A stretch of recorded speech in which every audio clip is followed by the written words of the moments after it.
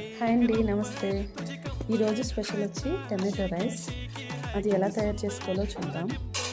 First ఒక 2 glasses rice మనం ముందుగానే వండి పెట్టి ఉంచుకోవాలి. తర్వాత ఒక స్పూన్ జీలకర్ర, కట్ చేసిన వెల్లుల్లి, పచ్చిమిర్చి, ఒక 3 టమాటాలు, ఒక హాఫ్ ఆనియన్ అవి కట్ చేసుకుని ఫ్రై చేసుకోవాలి. చేసిన తర్వాత మనకి కావాల్సినవి కరివేపాకు, అల్లం వెల్లుల్లి పేస్ట్, గరం మసాలా వేసుకుని అవన్నీ బాగా వేగిన తర్వాత రైస్ దాంట్లో కలుపుకోవాలి.